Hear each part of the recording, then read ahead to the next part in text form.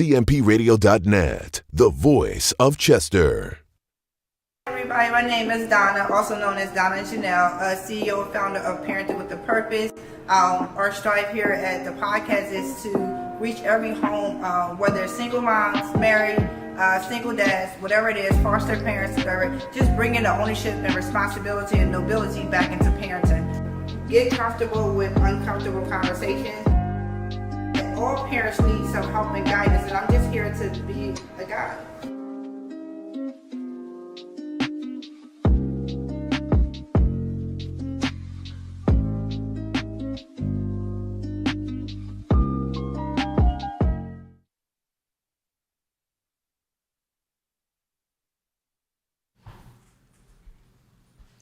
Nice. This is a good show too. Like Parenting with a Purpose. Oh, you ready? Mm-hmm. Go ahead. Oh, I didn't get the cue. Hey everybody, welcome to Parenting with a Purpose. I am your host, Donna Janel, where you know that the goal here and the aim and the mission and the vision is to I'm sorry, I got all caught up. You know, this life stuff sometimes mess me up. Let me come back again. I'm sorry. Deep breath. I am your host, Donna Janel, where we are aiming to Dad, yo, I am jacked up tonight. Hold up, y'all. All right. We're going to keep it Take rolling. your time. Y'all get to see the we in church. transparency. Take your time, sister. You're going to see the transparency. I don't know how I got all discombobulated tonight or whatever, but I'm here, y'all. Can't y'all tell I had a long day of parenting, okay? Right. I'm here. Again, our job, my mission and vision is as we are parents are the bows and our children are arrows, and they'll land anywhere that we send them, as long as we apply them with the right tools, and as long as we have the right tools to be able to make our children successful. How parenting look is all different ways, different shapes, sizes, genders. You know, parenting is very diverse. Old, young, short, medium, you know. But I think the overall goal for most parents is to make sure that their children are successful. Mm-hmm. So whatever it takes for you to have your children be successful in your family, that's your family, your vision, your mission, your values. That's how we do it. So my job and my goal is just to help parents get tools because, you know, they always tell you there's not a manual for parenting. You know, you have those baby books of how the first 2, 4, 6, 8, 9 months of what these things that these children are going to be doing, and as they go into adolescence, but it doesn't really give you the tools of how to shape and mold them to be able to do those things. And we know parenting is not the same as children aren't the same as when I was younger. I'm 43. Children aren't the same. Children aren't the same when I had my daughters 24 years ago. Children change, times change, culture change, right? Mm-hmm. But values and things like that should never change. So my goal is to make sure that parents get what they need. So we have a variety of guests on here hitting parenting at every topic, because, you know, parenting could be single parents, moms, single dads, grandparents raising kids, aunts raising kids, cousins raising kids, you know, adopted parents, foster parents. You know, if you're in charge of making sure that a child is having a well upbringing, you're a parent.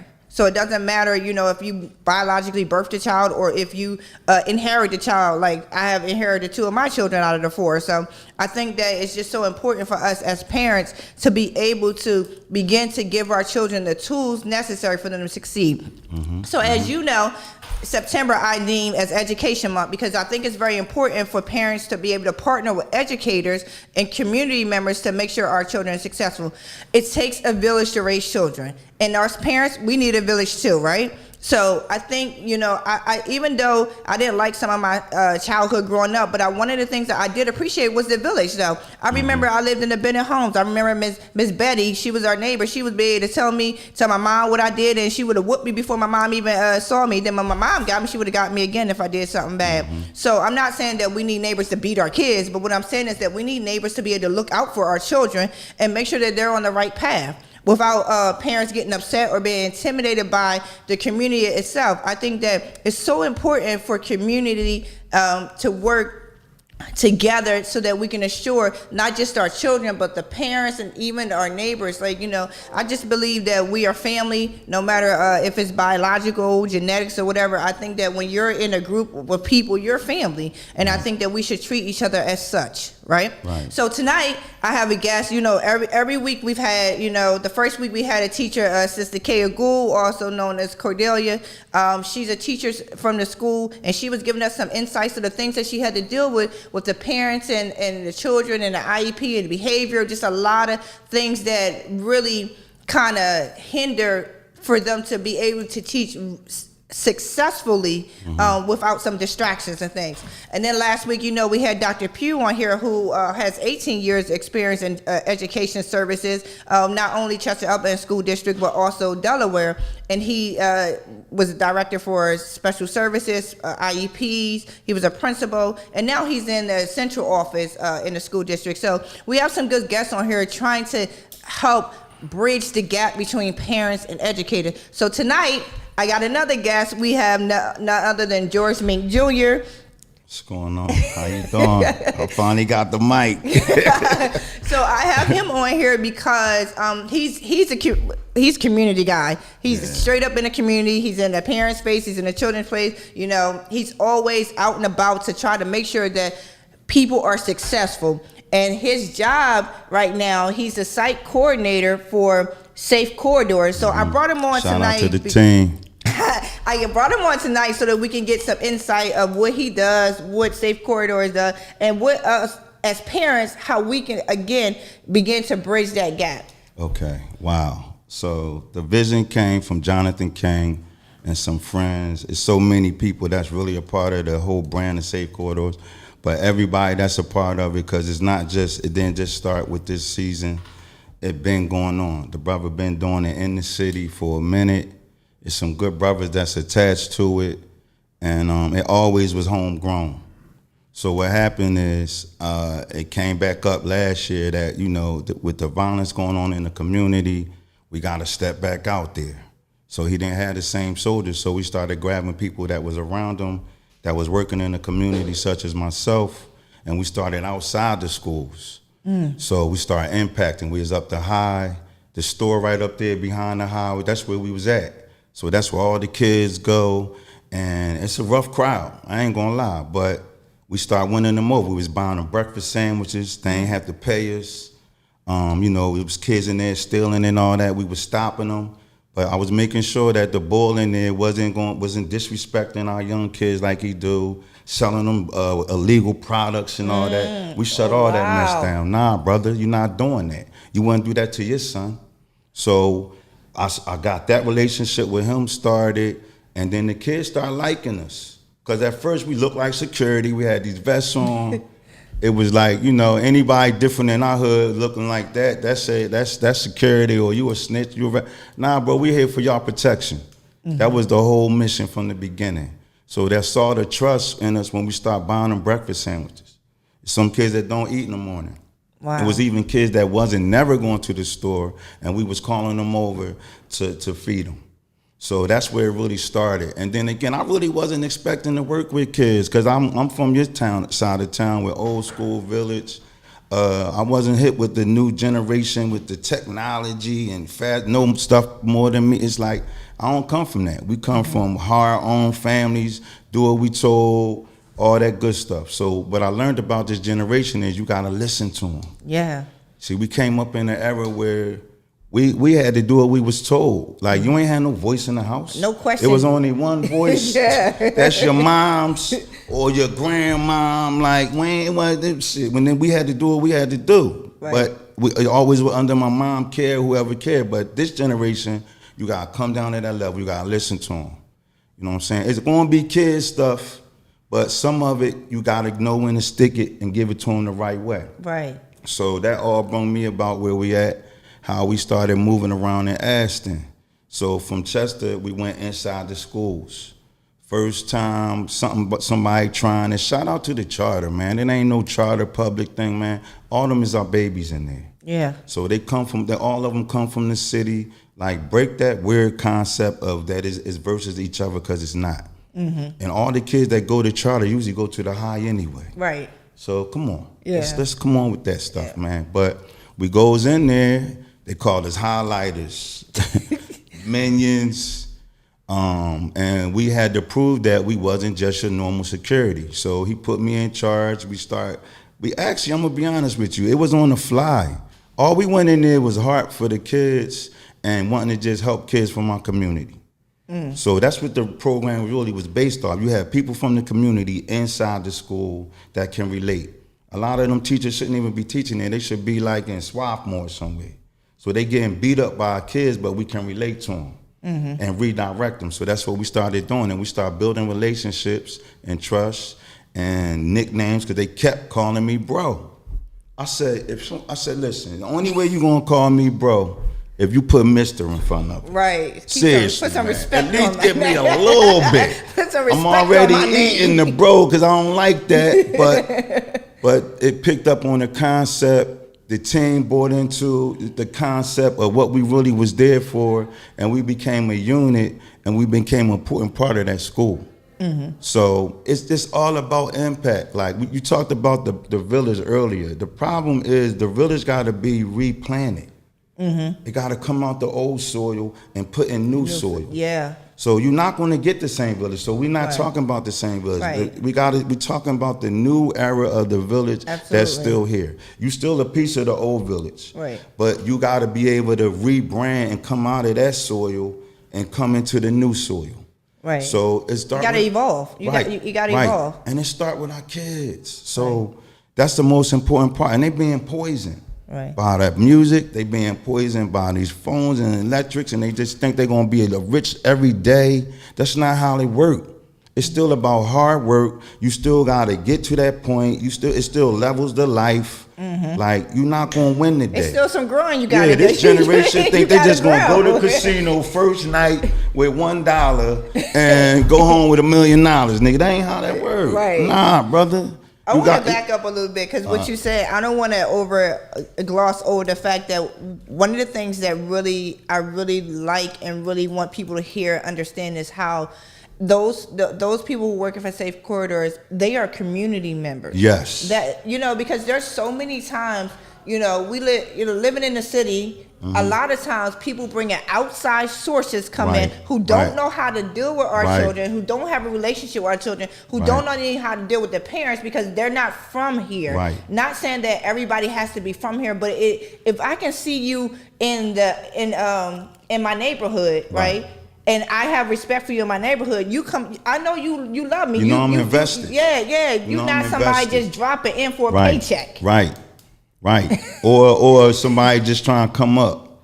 Because one thing, I'm not originally from Chester or whatever, but I had to pay my dues. I ain't gonna lie, I had to get jumped in this joint. This ain't for the week. It's like listen, you gotta be in it. I had to get jumped in, and I ain't really mind because I came with the right spirit. So the right spirit is just it's major respect. The one thing I love about Chester is Chester money keep going to the same people. So we feeding our people. Right. We just not doing it in a certain way. We feeding each other, but we just got to control the levels. Right. And once we start controlling the levels, all this stuff will trickle down. But it starts inside our schools. See, we got to go inside these schools. See, that's where it's at. We spend the most time with the kids, so we got the most impact. Yes, absolutely. You know what I'm saying? So that was important. So when we took our jobs personal, I mean, we was going through all stuff. I mean, there's little kids coming in there with like a bloody hoodie from when his friend got shot, and he carried it every day. Man. He carried it every day. So we was in there crying. I mean, just learning our kids, and it made us closer to him. So now, Mr. Bro, I don't want to fight. All right, well, don't. Right. You know what I mean? Like, okay, boy, then don't. But that's easier said than done. When you say don't, right? But that young boy probably go home to parents and say, somebody do something to you. Problem. Yeah, that's the problem. So he come to you, Mr. Bro, I don't want to fight. You like, but don't fight. Well, you don't understand what I got to deal with when I get home. If they find out somebody hit me, I didn't hit them back. Somebody got in my face. That's the problem. You know Parents, listen. Because I come from the era to listen. I get it. Like, you don't want nobody hurting your child. Nobody want to see that child in no type of pain. Right. All right, okay? But that's not the atmosphere. Like, it's a time and place. It's people there to handle that for them. You know what I'm saying? Right. So if you in an area where you have to defend yourself, then that's different. But it's people here that's going to safely protect you. Right. And that's what I want to get. That's why I'm like big on stopping fights, and I'm a big mediator. That's my thing. That's my twist. My thing is, I feel like I can always out-talk you out of that bad situation or that bad idea you thinking about or whatever. So that's what's unique about like Safe Corridors, and that's where the real heart and soul come from. But it's a job, man. It is, because you got children, you got kids who, you live in the city, you live like, you don't want your child to be punked, you don't want your child to be bullied. So then also, because we have this intergenerational thing where, you teaching your kids, somebody hit you, you hit them back. Somebody say something to you, you say something back. Like, how to, not giving them proper coping skills. We're giving them more anxiety. Survival. Survival. We're acting like we're in the jungle and jump out the tree and punch him in the head. No, listen, no, man. I get it. Listen, I'm don't worry. Listen, I know you gotta feel like that about your babies, but if everybody teaching that child the same thing, we'll never win. We'll never win. So that's the problem. All the parents are saying that. So it's just on site in school, at church, it's like, the masjid, whatever. That's not how we move. Right. Nah, no, we gonna think that out. This is not the area for this. Right. Unless y'all gonna be in a wrestling ring or get paid to fight. Right. How about that? Because people get paid to fight. Right. Well, you know what George Foreman did. George Foreman was out there. He was fighting and stealing, doing all that other stuff. He ended up going there, and he ended up learning how to box when he went to Job Corps. Right. And he started getting paid for that. Right. That's all I'm saying. That's the time and the place for everything. Right. But I think so much because, again, where we are in a city, and not just this city, in Wilmington, any city, Philadelphia, in cities that there's so much suppression and oppression, and I feel like that people think that they gotta fight their way out of everything. Right. It's like you look at me, or you want something wrong, you got a problem. Right. And that intergenerational thing that we're teaching our kids is spewing into the schools. It's no longer in the neighborhood. I remember growing up where, the east side was against the west side, the different projects. And it wasn't to where I was coming out of high school where it actually started affecting the school. Because originally growing up, like, it wasn't in the schools. Right. Like, we were able to still go to school with each other, like the different projects. It wasn't until my high school years, later out of high school, you had all this different beef. And then you could no longer go to school together. So then their kids were dropping out. They were hanging out on the street and then waiting for people to get out of school to get them. Right? So times has changed. And now it's like the dropout rate is high.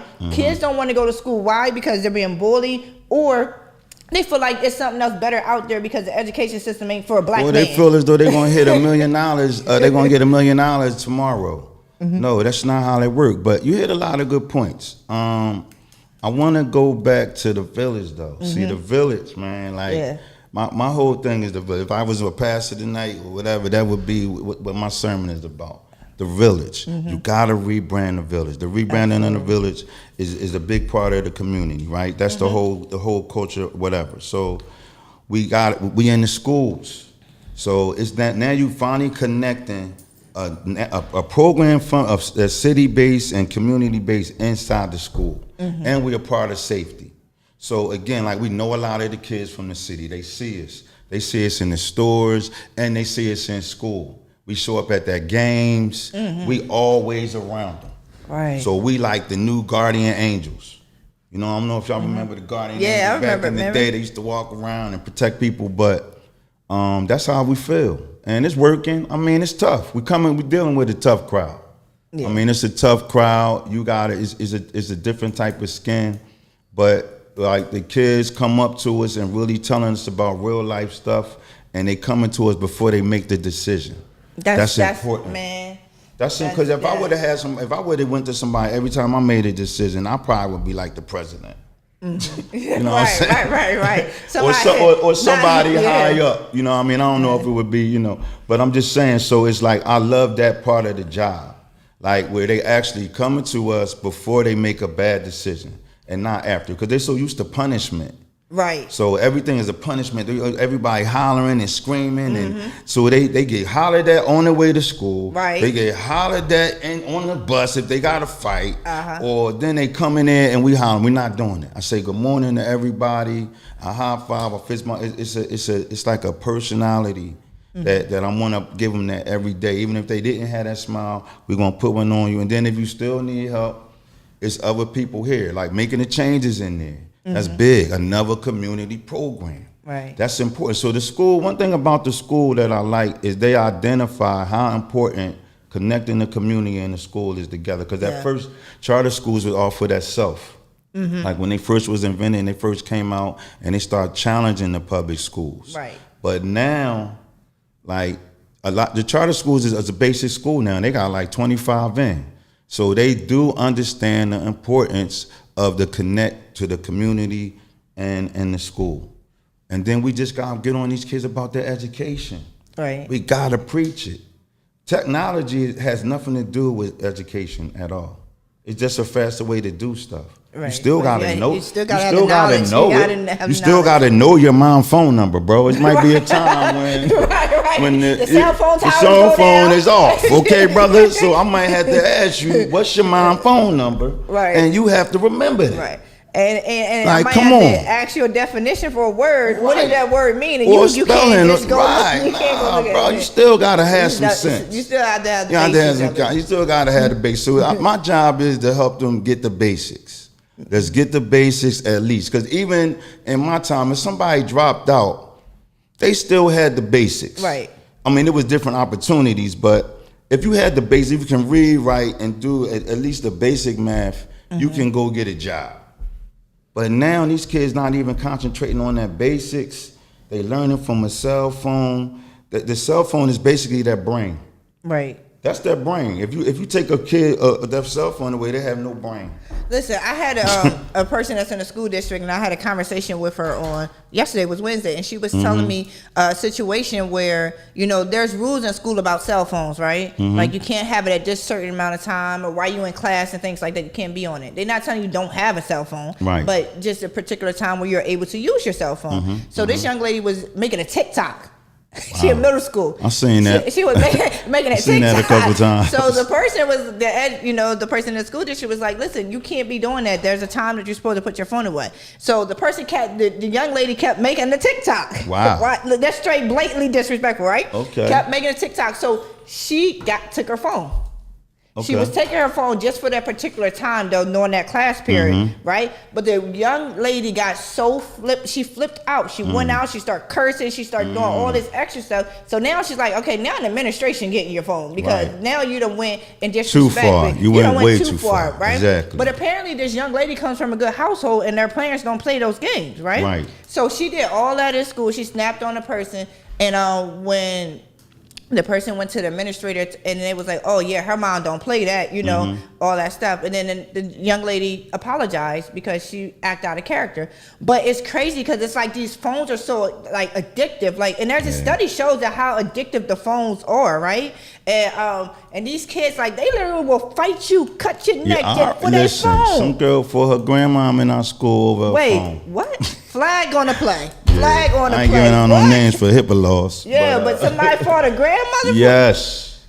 The grandma went to go take the phone, and the girl hit on her grandmother. And I just was like, we had an all-time low. You want to hit your grandma? You hit your grandma over your phone. That's crazy. Yeah. But part of the issue is though I'm not going to stay on the phones too long, but part of the issue is I believe that introducing the phones to our children so early and giving them all that phone time really becomes a problem. Right. And because then that's all they know. And it's very addictive. Science shows that it's addictive. The waves that's in the phone and all that is some addictive stuff. The images and stuff is very addictive, right? So it's like we literally gave our children crack. Right. And it became the new way of babysitting. Yeah. So we literally gave them drugs. We use like, that as a babysitter. Here, take the phone so I can go do it out, and so I could be on my phone. Right. I never forget. I was coaching a parent. As a mom and a son had this conflict. They just constantly had this conflict, right? So as I'm talking to the mom, coaching her, trying to get an understanding of what the issue is, right? So then I'm talking to the young man. And the young man was like, listen, my mom on her phone all the time. He was like, she don't give me no play for nothing. The only thing she does is yell at me if I didn't do something she told me to do. But she's on her phone all the time. From the time I walk in and from the time I go to bed, she is on her phone. Wow. And I was so I had to bring it to the mom attention. She didn't even realize that.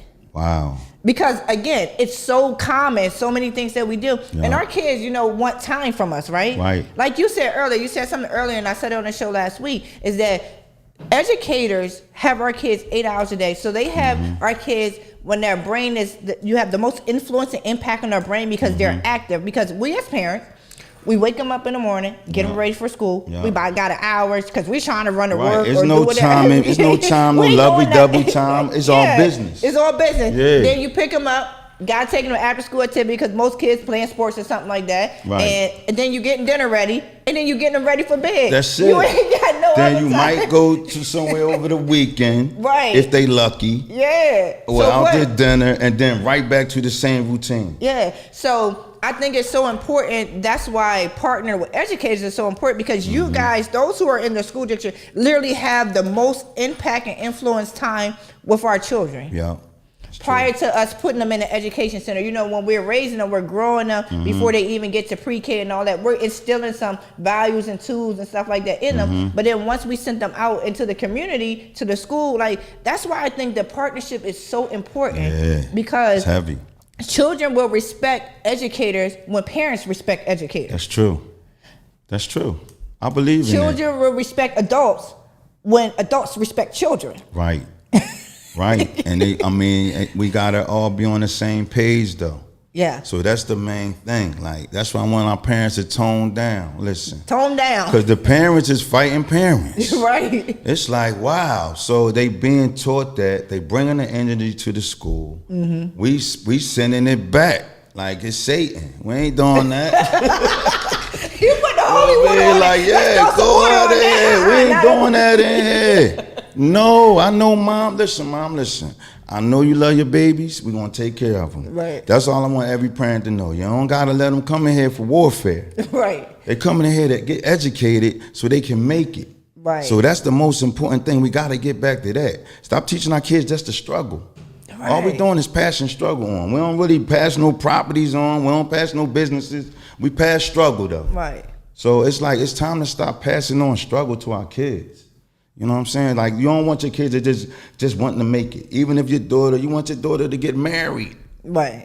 I'm got the mindset now, I had kids young, but I want my kids to be married. And then start your family, brothers. Your life gonna be easy. You're gonna avoid child support. You're just gonna avoid a lot of You're stuff. gonna avoid a lot of problems. Yeah, brother, I'm telling you. And you wanna be a little mature while you having your kid so you can make the right decisions. Right. You don't want your kids to keep saying you struggle and all that. And that's what's happening. We passing struggle on down. Right. We passing the struggle. We ain't passing nothing else on. Absolutely. But now it done took over. It took over the village. These little niggas, they don't even speak. Nothing. Everybody always mad. They look hot all the time. Then they look cold in the wintertime.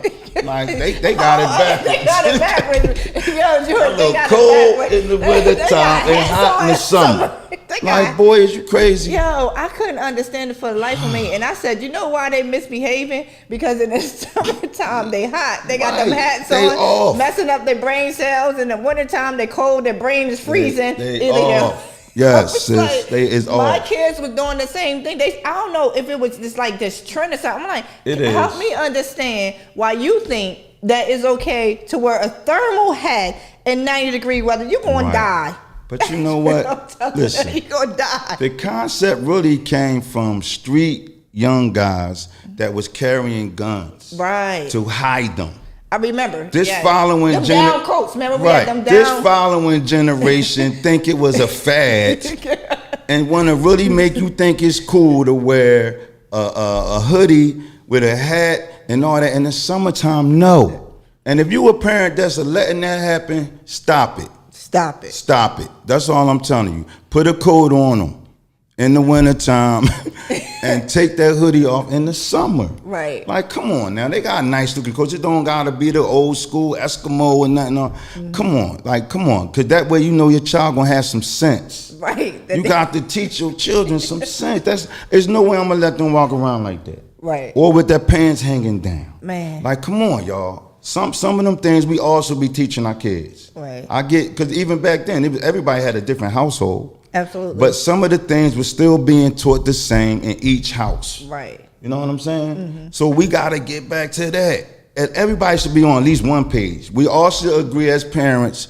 they cannot wear hoodies, no hoodies over 50-degree weather or 60, whatever, okay, or 90.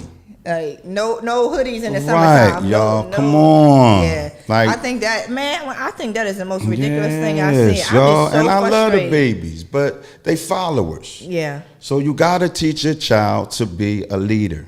Absolutely. That's the most important part of a child, because that's the most dangerous part of being a parent right now. See, back then, that's why the village is so disconnected. Because now, you know, you got to teach your child to be around that stuff and walk around it.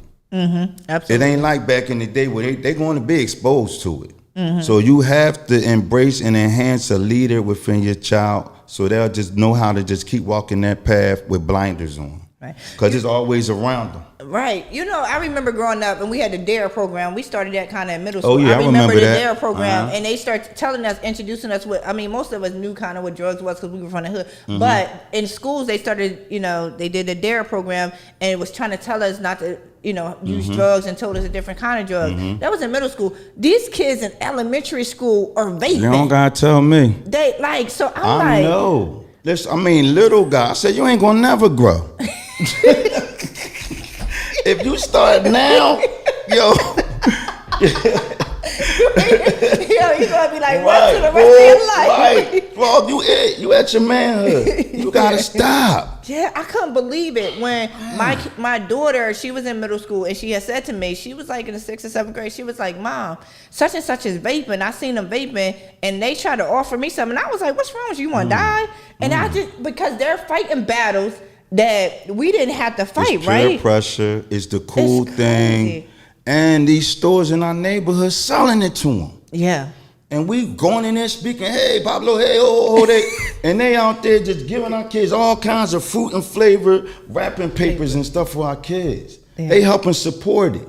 Yeah. So it's not just I can't blame the kids no more. Nah, it's, You know what I'm it's saying? what you're exposing I got to. to blame all the adults that's supposed to be a part of helping these kids make it. We already know the trials and tribulations. Why would we want to not give our kids the best way and the best way to see their future? That's our job now. Right. That's our job, knowing that this way don't go that way. Right. I'm telling you, because I went that way and so did he, and so we're going to go this way. Right. And look at your life. So once we start working on that, I really feel like it's a big leap to have the, home-based programs and community-based programs inside the school. It got to be within the realm. Like I would like to even see like a trauma therapist come in there and talk to these kids at least a couple times out the week, because they still, even with the old tragedy, new tragedy is coming up. Right, and you ain't even been able to deal with the first tragedy. Yeah. Right. So I mean, we need that, and that can be a part of the curriculum as well. We could add the mental health piece as a part of the curriculum in our urban schools. Right. Seriously, I think it's necessary. that should be like a actual, not just a group, but a class, like on how to deal with it. We need a personal therapist that's going to come in these schools and start working on these kids' mental right now, because some of their parents is crazy. So we need this work on them there and get that mental health and bring your mama too, for real. I think it's so important because, like I said, that intergenerational thing, that transference, you know, and a lot of times, again, because a lot of parents it's a generational thing, right? All right, this is how it was when I grew up. But I always come to the point where it's like, at some point you became an adult, right? Right. So at some point you're like, okay, I didn't like this, or this didn't happen, or that shouldn't happen. I feel like everybody has an innate feeling that God has placed in them to say what's right and what's wrong, right? Even if you see it, like there got to be something, Gotcha. not a full on, oh, that's wrong, Right. that's going to make me not do it. But there's something saying, something a little off. Right. At least that. Yeah. Right. At least let it feel off. Don't let it be normal, brother. Yeah, for real. like something a little off. Right. And I think one thing I think is what's hindering is, one, parents aren't acknowledging the holes that we have within us, that we're like there's some broken pieces, right? Within the parent and parental. Secondly, not really knowing how to fix those pieces once you do recognize it, right? So it's like a lot of times we're we're trying to repair these kids, right? We're repairing these kids because a lot of kids come from broken homes, broken communities, right? So we're repairing these kids, but then we're putting these kids back into the environment that broke them in the first place. Right. That's true. So I'm like, so we got to tag the back end of it, which is the parents, so that when educators such as yourself in your community, you're making sure these kids start to learn how to cope well, how to deal with anger, don't have to shoot, don't have to fight. Right. But then they go home into that same environment. Is like all the work that you've done. It was like hopefully some of that stayed into that young fella or that young woman, so that they can kind of know how to de-escalate a situation at home. True. But then you home with mommy or daddy or whatever in the community. So it's like, it is so important for it to be, unified, and that we have the same focus and the same goals. One of the things I like what you said and what we talked about earlier is like one of the things that you do though. You was talking about safe quarters also cut the children's hair, right? Oh yeah. Yeah, because let's talk about that portion about. This is all right. So it's getting ready to start being perfected. So. All right, just example this year. Okay, we did backpack drives, we did haircuts. That caught on about 10 years ago. Great concept to do haircuts and come out and whatever at the beginning of the school year, whatever. But then 2 weeks later, they back the nappy head.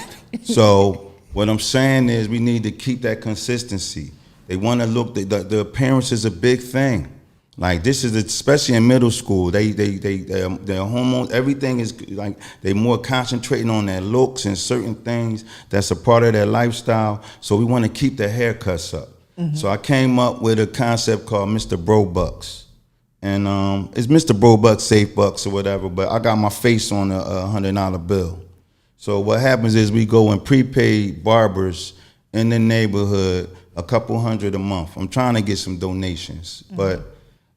I'm contacting barbers in the community, and I'll prepay the haircuts, and the kids could just use the Mr. Bro Bucks to go get a haircut. So the haircut will already be paid for. Right. You know what I mean? So we'll have a contract with the barber. Maybe he cut like 20 kids a month.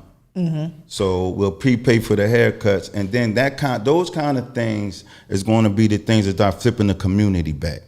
You know what I'm saying? It got to be the small stuff. We can't just keep going at the city hall and the mayor and all that. It got to be the small stuff that we all can do at the same time. That's something that we should be doing. Right. Worrying about our kids' appearance, not just at the beginning of the school, but all school year long. Find some hair braiders for the girls. Right. Because they big on their appearance and their look and their little edges and all that. So we get a couple hairdressers to donate some of that time. And we get some women to do the same thing and donate the money to the hairdressers and the little girls to keep their hair up. Right. Or get hair from the hair store or whatever. Even if they can't get them to do, at least we could buy the hair. Right. Because the hair is a big thing. Right. So we might not be able to pay for the hairdresser, but let's work on getting the hair and the edge control. Right. You're talking about like for real. But I think a lot of people don't realize how important it is for our kids to be well groomed because one, that prevents bullying. Yeah.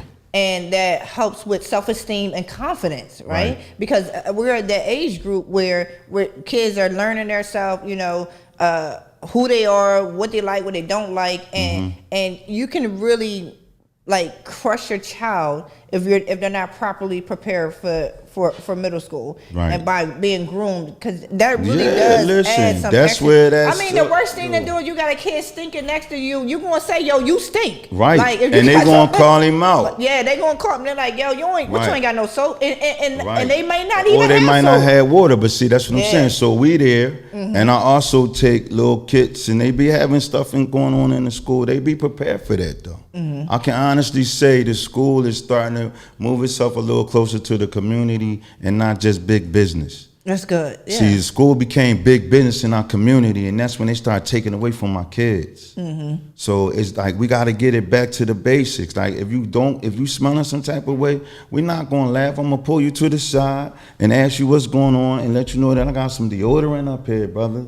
I'm gonna take you to the nurse, wash yourself up a little bit, and get back out there and get your education, man.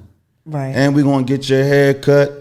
Go to Brennan or Musa or somebody out here, and we're gonna get your hair cut, brother.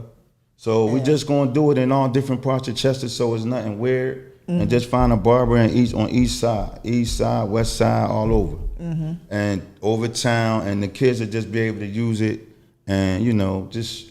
And I think that's good because, again, we talk about this village, right? Rebranding the village, recreating, evolving the village. And I think that's it's a lot of parents are single moms, right? Yeah. So I know me being a single mom, like I was taking my son to get his hair cut all the time. I didn't really know. I just knew that he needed to be well grown. You had to do what you had to do. So I did. But I think it's good that in a community, it's like, even because a lot of times either parents are working and they can't get their kid, or they don't even want their kid to be out there on the street like that. So then they don't have the time to actually get their haircut, or there's so many different reasons why things happen. But I think it's so important to know that there, as a community, it's like we got your back. Right. And we gotta prove it again though. Yeah. Because the community got a reason not to believe that. Right. So I can't even be mad at you. I'm from the community. Like, I don't think so. Right. So let's start proving it then. So we got, we start jumping on it, doing little things for folks that really need the help. Right. That's the most important thing. So now somebody else will come up with something else. Maybe y'all want to get some personal products or something, or whatever. Like, whatever it is, that's how you really give back, man. Like, that's it. It's not just the same thing. It's not just school bags. They don't even use them. Right. You know what I mean? So let's be real. They do not hardly use school bags no more. Everything is based on a computer, or a tablet or something. So let's go to get some stuff. Get personal. Get underwear. Get socks. We talked about this on the last show one time. Like, those kind of things that we got to keep going all year long. So we should do another one in the winter. You know what I'm saying? Let's re-up. Let's get with some organizations and get the kids maybe some underclothes and socks and stuff for Christmas. Right. Like, each periodic, each time of the year, it should be something done to keep the energy going for the whole year. Because if that's the case, they just gonna get served for one day, the beginning of school, and that's it. No, we gonna keep their hair up. Right. And then that's what kids think, that you don't really care, that you putting on the front if you do it the one time. You know what I mean? Like, everybody do it back to school. Everybody get a bunch of school supplies, put it in the book bag. Like you said, most kids, you don't even need them now because of the way technology has and education has changed. Right.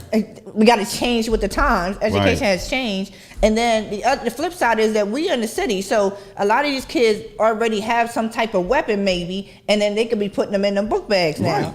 And then they not clear. So I'm a big fan of clear school bags. So that way we all can see what's in there. Cause I ain't got time.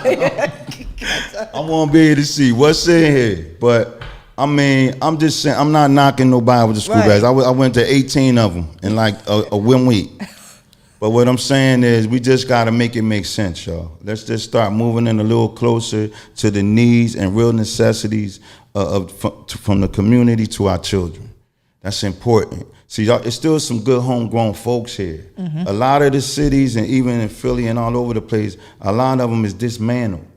So Chester, like one of the last cities that's still family tied, still got the soil here from ancestors and all that. So everybody gotta override that. You gotta override how y'all feel now and go back to that. It's rich soil here. Right. It's rich soil in this community, man. So we all gotta feel like that though. Don't accept your lifestyle. Change it. Let's move it around. Let's get it out the way. Let's make sure I put my kids in position to be able to have nice things and all, whatever the case. We gotta do that. We can't just keep teaching them how to survive, man. Right. We teaching them how to survive, and that's why they so wild. Yeah. That's why they shoot your mom, your grandmom, your pop. Like, they don't care where them bullets go. First of all, them guns is too big for them. Right. So they shooting like 200 at a time. But it's like, we got to change that. You don't want to take out your brother, man. Absolutely. And you probably know his mom. And she probably know your mom. That's the crazy thing is most people are related in the city of Chester. Man. Like, that's what's making it bad. I get crime, man. Listen. Crime was plaguing our urban communities since the beginning of the time. I get it. Everybody had to pick what team they was on. Okay, but the type of crime that's being committed now is just totally unnecessary. Right. And I ain't saying no crime is called for.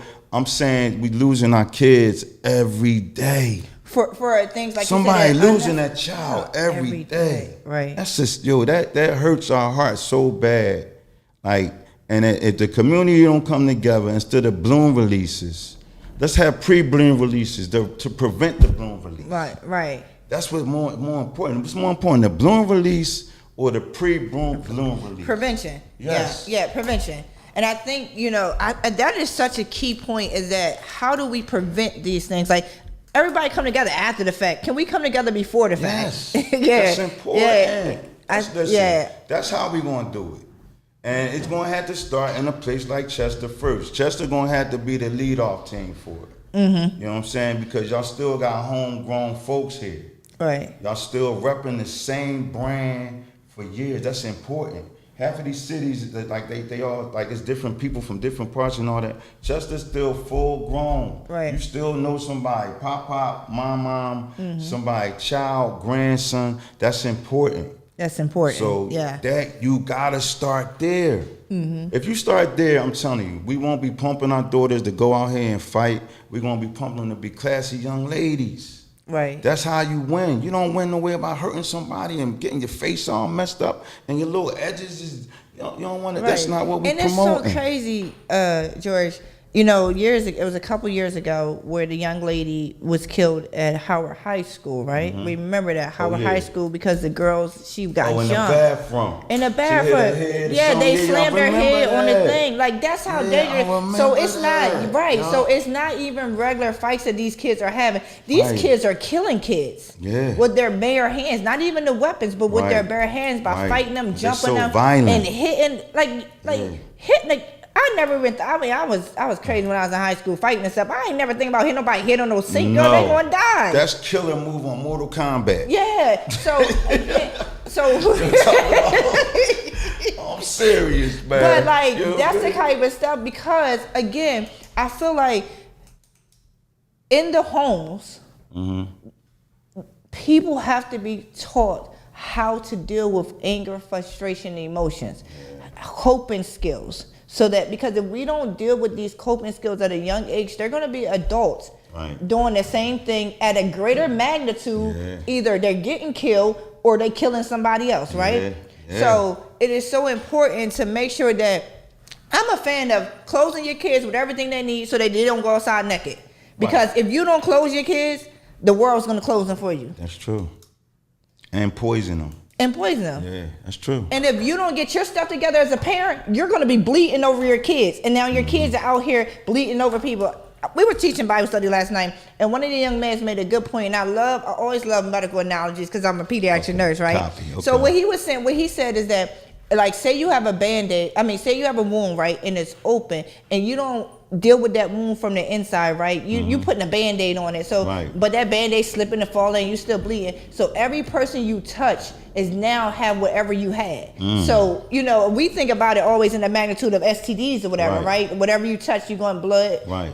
But think about, if you're not together, whoever you are around, you will have some type of impact or influence, whether it's negative or positive, right? So if you have not healed your broken pieces and your wounds, you are now bleeding over everybody. So your kids, the school, the community, whatever room you go in, you poisoning and leaving a messy spill. And you don't even realize it. So that's why I think it's so important as parents to get yourself together, get in the community to help parents with resources, right? So you gotta want to be able to change, and then we gotta make sure, since you want to change, let me help you change. How can I help you be successful? Yeah. I believe, listen, that's major, because we got to attack the parent. And I don't mean attack them like keep blaming them. I'm saying let's help them. Let's help them. Let's help them. Because the parents need the therapy first. Yeah. They was broken before their kids, so they passed their broken pieces to their kids. Absolutely. So the parents need it first. I need it as a parent. Listen, like, I'm in therapy. About the stuff I went through as a parent, the stuff that I know now and how I move now, I definitely need it. I need my therapist with me, next to me like a goddamn puppet. You need a one-on-one. Like I'm the puppet and he just moving my mouth. So I'm telling you, that's how bad it is. So I mean, it's just that though, like those things, and it's still some good folks out It here. is, definitely. So I ain't even taking it. It's still some good people out here. You a wholesome person. This brother right here. Yeah. It's still some good people that mean it.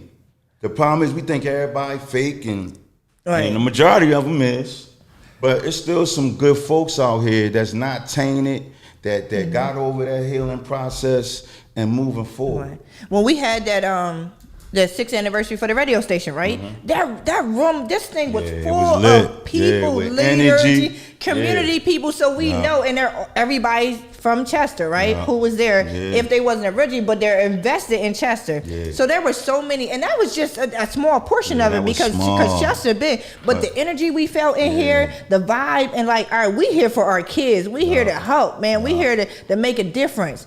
And I felt like that's how you know that it's still good people in Chester, because of the investment that they make for our children. Yeah, there's people here that never gave up. Yeah, there's people who's here for the glory years, and they want to continue them. Like Miss Mosley, just certain people out here that I know. Miss Sabrina Browns. It's people out here that just love these kids like they all theirs. And that's just a few. I mean, that just came to mind, but that's the most important thing. Just getting it back to that mindset. And listen, half of them could be bad, right, and be tainted and poisoned. All the good folks just gotta get together. Right. That's all they gotta do. We ain't gotta worry about them people that still want to walk around with poison and coming out the mouth. No, all the good folks just gotta get together and start moving in different directions. And that's how you bring the rainbow back. Yeah, light overtakes darkness.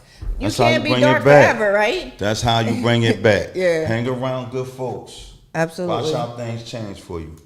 That's a mission for everybody. Start hanging around good folks. I bet you everything changes. Because they always want to pick you up. Absolutely. They always want to pick you up. If you around me, you having a day, I'm going to say what I can. I'm going to try to find the scripture. I might have to Google it. You got that phone. I might get like the kids, they Google the scripture. But it's going to be something to help you and guide you, and that's what we gotta do. All the good folks gotta stand up. Let's stop saying, dang, it ain't like that. We gotta start accepting what it is and being with each other. Right. Keep staying in these rooms, keep talking about these things, keep going out here, putting the work in. That's it. I'm only doing hair because somebody else could do something else. Right. Somebody could start helping paying electric bills and stuff. Right. There's certain things that can be done that we don't need no city hall. We can be doing that ourselves with all these $1 million organizations in the city. Right. First of all, the city is richer than LA to me. Seriously, with these little bit of blocks, it got LA money here. It's just being spreaded in different directions, and it's not going to the people that deserve to have it. Right. So that's the whole thing. But man, we start flipping the narrative and really start meaning it. And hanging around good folks like y'all, Pierre, the Coreys, the people that's still here, never gave up, still bringing that family in here, breaking bread, then it's going to change. Stop worrying about the people that's not on board. That's our problem. We always worrying about so-and-so and he, she, this, and he's so miserable. Listen, deal with the folks that's not miserable. Right. There's a quote from Jackie Jordan Kersey said that if I stop to every dog that barks, I never get where I need to go. So if I stop and pay attention to every dog that barks, I'm never going to get where I need to go. Right. So it's like the less you pay attention to the bad stuff, the more that you elevate the good stuff. That's the point. I'm telling you, because I feel good energy in here. Yeah. I can't be going somewhere with coming from good energy and going to negative energy. You got to keep going to energy spots and like a power pill, like you Pac-Man or something. You know what I mean? Right. That's how you got energy. Let me hurry up because these ghosts is chasing me. Hold on, and chase the ass back. Excuse my language. But that's true. I think it's that is so important. One of the other things that I heard today, actually, I was listening to, I don't know what it was. I'm always listening to something. And one of the guys on there said that it is so crazy how we can walk past another human and not say nothing, not smile, not say nothing. Like you cannot be that miserable that you can't even say hello to somebody. Some people's world be that cold though. But you know how much a smile can change somebody? Right. Like, you get most people, a lot of people want attention. Point blank period. I'm wearing this so I can get attention. I'm acting this way so I can get attention, right? So let's not give them positive attention. Yeah. Like a smile can change somebody. Like how you live in the same neighborhood and you can't even smile at each other. But that's why, again, we're not talking about the one that ain't smiling. So we're talking about the folks that's So smiling. now we got to give a smile Man, to you smiling together. So now every time we see somebody smile. Right. So, and then if they don't, they don't. Whoever smile, keep going with me. Yeah. We smiling, we on the smiling train. And leave the people that's not. Because there's always going to be folks that's just not with it. Right. They so it's just that simple. They done gave, I'm going to be this grumpy bro all my life. And that's fine. Get my little 211, whatever you. That's fine, brother. But that's not what I want. That's not the mission we on. The mission is to bring all the good folks together and take over all this negativity and poison that's in the community. You know what I'm saying? So that's what it's about. That's how it works. So and it's not. We can't get the whole village not coming. Yeah. So just understand that. Those who want it will. Right. The whole village not coming. You're not winning. No. Some people in the village comfortable. Yeah. They comfortable with the master throwing them half a chicken bone or whoever they getting that. They cool with that. No, we're not. Right. It's not enough because our babies is killing each other. Right. And they're not getting educated. And everybody coming here, steal $1 million and go home. And leave all the Chester residents here. Everybody just coming here, let me get $1 million in sanitation. And just run to that family way in Squeedy or somewhere. You know what I'm talking about? Yeah. Seriously, and then it's not fair. Right. So if you here, be vested. Right. Be invested. And we gotta force them. And I ain't mad at none. I ain't in none of that mad stuff and all that. Whatever you do, right? But all I'm saying is, if you're gonna have people coming here making money and all that, make sure you're getting something put in your house. Right. Don't let somebody just come in here and give you a plate. Make sure, like, if these companies want to come in here, that's fine. They see Chester as a lucrative area. That's fine. All right, listen. I need 250 going to our schools every 6 months. Y'all want to pump some energy, some money into our school systems, to our summer programs, to our bus systems, to our safety programs on the street. So we got real stop signs that come out when the kids get off the bus. We don't have none of that, man. That's bad, man. So you can't let nobody come in your house and start taking over. That's the only problem I had with like the whole leadership organization of the city. You don't let nobody come in your house and eat and leave your folks hungry. Right. No, that's bad money, man. I Yeah, don't like that. So it's definitely got to come from the people to force those other people to do the right thing. Yeah. Like Dr. Pugh was on a show last week, and one of the things he said that parents are the drivers. We just don't know that we're the drivers. Right. The parents really drive the IPs, the community and stuff. The parents are the drivers, but I think parents don't realize that they're the drivers, or they're not taught how to drive. Or they don't mind being a passenger. Right. They don't mind being a passenger, not knowing where they're going. So if we giving them the tools, so because a lot of times, honestly, when you think about it, because of the intergenerational things that go on, some people may not even realize one of my favorite scriptures that is forgive them for they not know what they do, right? So sometimes people may think they know what they're doing, but they don't know the implications or what's happening from what they did, really, the consequences, right? So I may know that, all right, I got my kid out here selling drugs, right? I may know that, right?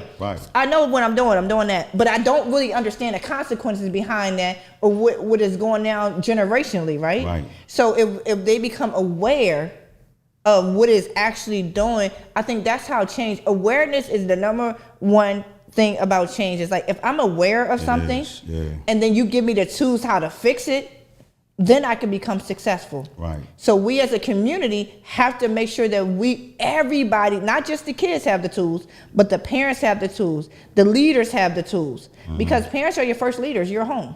Yeah. So we gotta figure out a way how to really interconnect, interpersonalize it all. So again, we can evolve the village. And so the program, Safe Quarter, when I read about it, I went online, I did some stuff, and I was like, wow, you guys are doing some good stuff, because not only are you like, you're de-escalating, you're removing the distractions for education, you know, but you're building relationships. Oh, yeah. Yeah, and that's the most important part to me, that I can talk to somebody, parent, when they come up there, and tell them, because I'm just, even when parents come for negative things or whatever, I always give them some good feedback about that child. I don't just always find the negative. It's easy to do that. So he could be bad, whatever. I'm always going to find something. Well, guess what, ma'am? He always speak. He is mannerable. You know what I'm saying? At least to the adults, or at least to me. Right. He mannerable to me. I always give them something that they can still feel good about, because the problem is, even with our parents, they always getting negative news. Right. So you passing on your brokenness and your negativity onto your kids, so they bring that energy into school, and it's impossible to learn. It's impossible to learn. It's just so many things that's going to take it. But right, Safe Corridors is a program that's built off the heart and safety for the community first. We just so happen to be inside the school, and we wanted to trickle inside the actual community. We're actually going to be taking over the crossing guards and all that as well. That's good. So we're going to be crossing guard and inside the school, outside the school, guiding kids back and forth to school, all the way in the school. And hopefully, you know, we can start having some programs for the parents. Because we got to start redirecting some of the parents. Look, let's work on getting some therapy. They actually got a free therapy at the coalition out here. Right. Nobody take advantage of it. They get free trauma therapy. But we just got to start promoting those type of agencies and, you know, the resources, because we get used to just losing. Right. We just get used to losing. Like, I don't like losing. I done lost enough. Right. Like, and I done struggled enough. right. Like, all my life I had to fight. Right. We should be tired of losing. Right. We're not accepting that. Winning. But, yes. Yeah, this all right. good stuff. We about to wrap up. What would you say to, you know, you have the audience before we wrap up. Well, give us something. Give people something to take away, you know, parenting, schools, education, community. The floor is yours. Copy. I basically just want, it's like a wake-up call. Like, the most important thing is just realizing the times we in, the times you in. So not just the times and going by this generation and all that. It's not the generation, man. Every generation got faster and more wilder. So we gotta accept that to a certain degree. But we're not gonna keep being defeated. Like, when you gonna get tired of losing? That's the most important thing. And I don't mean like losing like we're having the best job. I mean losing with your mentality. We gotta stop breaking. We gotta stop breaking each other. We gotta stop hating. We gotta stop being so disrespectful to our race. It's important, man.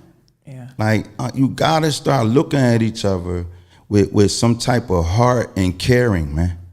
It gotta come from that, or you know, we just gonna leave y'all.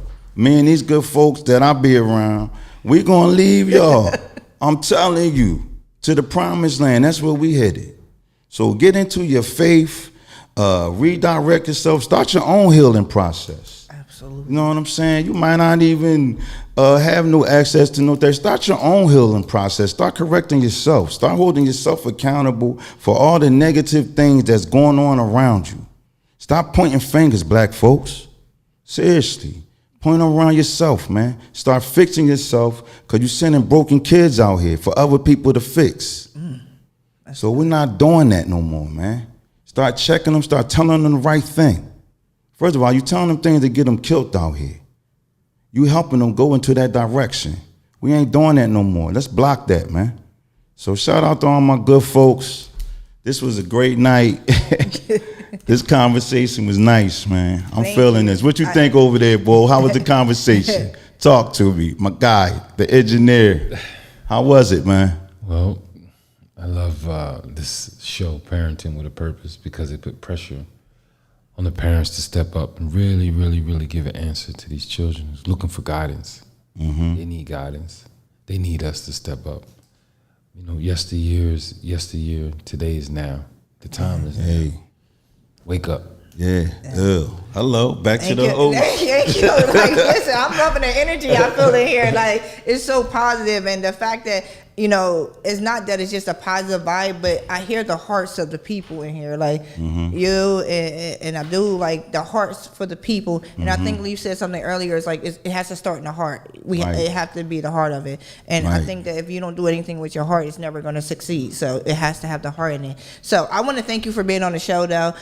Great. You know, I love community. I love people who are really invested in our children and our parents and have the heart for it, and not looking for a whole bunch of accolades like, oh, I did this or I did that. No, this is a heart thing. So I just thank you for coming and giving us some good information, you know, in regards to how we as parents can do better to help our children so that the education system or even the community don't have to sit here and try to repair these kids. Right. We can't raise them. Yeah. So, you know, it takes a village to raise children. Evolve the village. You gotta start. You gotta help us at least. Yeah. Put your foot in there. So put a little bit. Help us a little bit. Can we get a hand on it? A pinky. But I certainly appreciate, you know, the topic around parenting, and I love parents and I love kids. I'm not, you know, I'm not here just to pick on the parents. You know, I am an advocate for parents. I'm an advocate for children. So holistically, you know, I think we just got to get ourselves together so that, you know, we can't keep blaming everybody else for our kids' issues. Right. You know, we got to examine ourselves, look at ourselves, and repair ourselves so that our children can have, you know, a hope in the future. Right. As God intended for them to have. Yes. So thank you everybody for joining Parent with a Purpose. I am your host, Donna Janel. This was George Mink Jr. I want to call you Senior so bad because you're older, right? Right. George Mink Jr. And we just thank you for joining the show, and tune in next week. All right. Thank you. Parenting with a purpose. Parenting with a Purpose. Hi everybody, my name is Donna, also known as Donna Janel, CEO and founder of Parenting with a Purpose. Our strive here at the podcast is to reach every home, whether it's single moms, married, single dads, whatever it is, foster parents, whatever, just bringing the ownership and responsibility and nobility back into parenting. Get comfortable with uncomfortable conversations. All parents need some help and guidance, and I'm just here to be a guide.